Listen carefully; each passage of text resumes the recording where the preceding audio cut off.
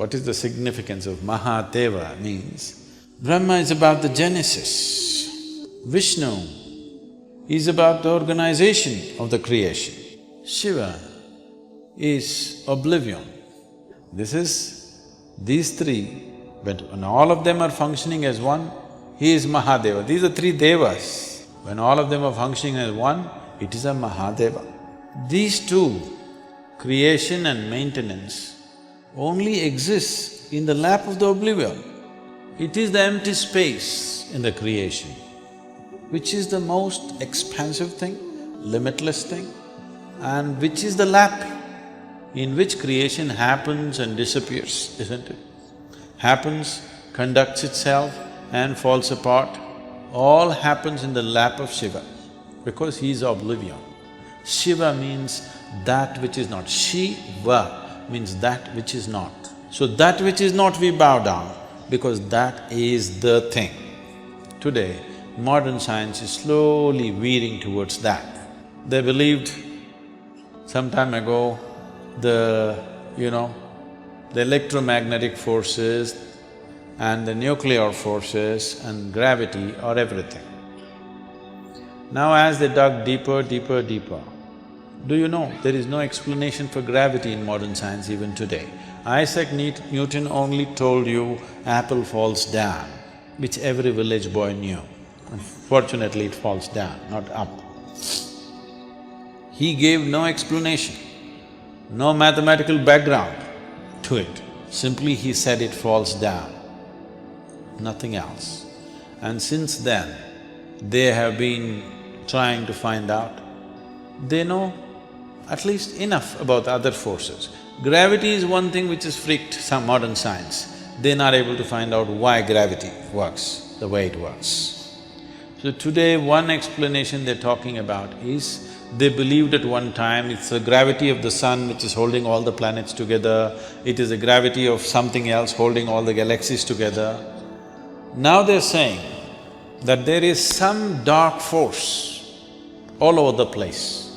Due to lack of description, because they can't make out any quality of that, they're calling it a dark force. And it is this dark force which seems to be keeping everything in place. They do not know what is the nature of this force. It is called as dark energy or dark force. This dark energy, we always call Shiva as the dark one. He's always referred to as the dark one. His night is the darkest night in the month. So, modern scientists, in their own language, they're saying Shiva is holding everything together. Now, I don't want you to imagine one man sitting there and holding everything together. That's not what it is. Shiva means that which is not. So that which is not is held as the highest, because that which is not is the largest manifestation in creation, isn't it so? If you look up in the sky, because your visual apparatus are made in a certain way, you will think the sky is full of stars. That's not the reality. The largest thing out there is empty darkness, isn't it? The galaxies that you see there are just small specks. Rest, the vast expanse is nothing, isn't it? So that is what we are referring to as Shiva. But there are many aspects to this. This is because we are a dialectical culture, because we know existence is seamless. You think there is a boundary line between solar system and the rest of the galaxy? Between one galaxy and another galaxy, there's a boundary line, LOC? There's no such thing.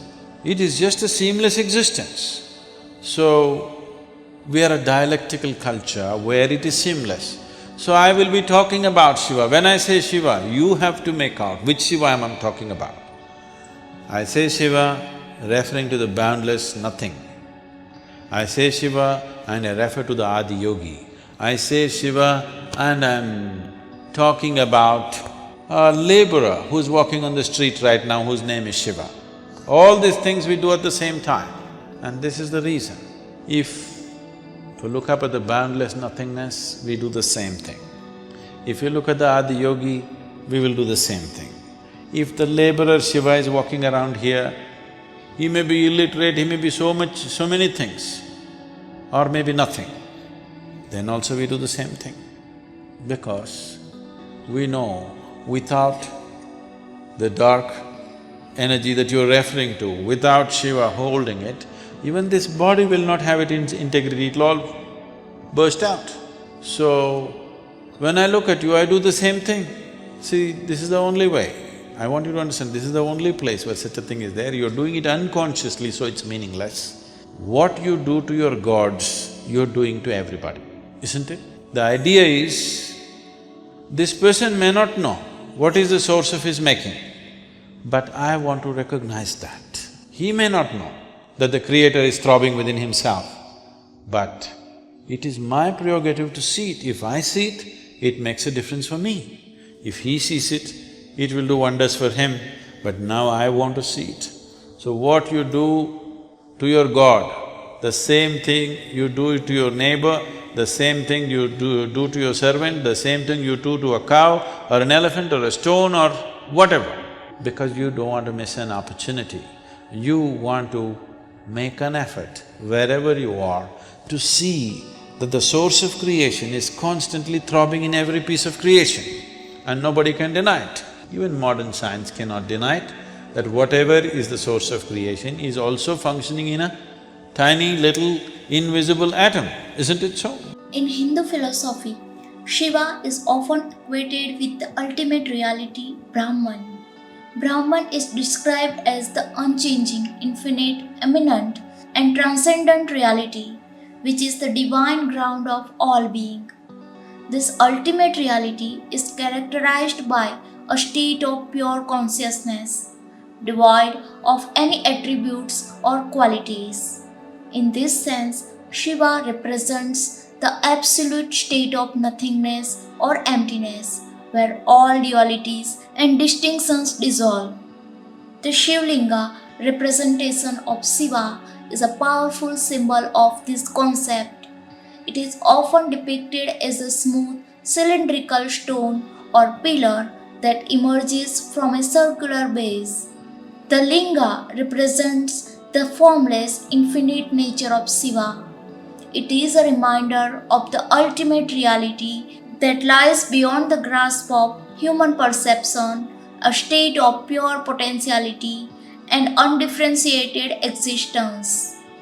This aligns with the notion of nothingness, where the material and transient aspect of reality are transcended.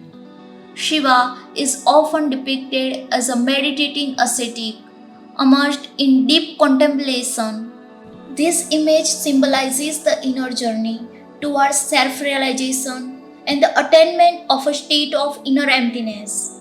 In meditation, practitioners strive to quiet the mind, dissolve the ego, and experience a state of pure awareness. This state of inner emptiness is seen as a pathway to connect with the divine and realize one's unity with the ultimate reality. Shiva's association with meditation underscores the importance of embracing nothingness to achieve spiritual enlightenment. In philosophical terms, nothingness and emptiness are not to be seen as mere voids, but as the ground of all potential. They are the source from which everything arises and to which everything returns. Shiva, as the embodiment of these concepts, teaches that embracing nothingness is essential for spiritual growth and transformation. It involves letting go of attachments, desires, and ego, and realizing the transient nature of the material world. Through this realization, one can attain a deeper understanding of the true nature of existence and the self.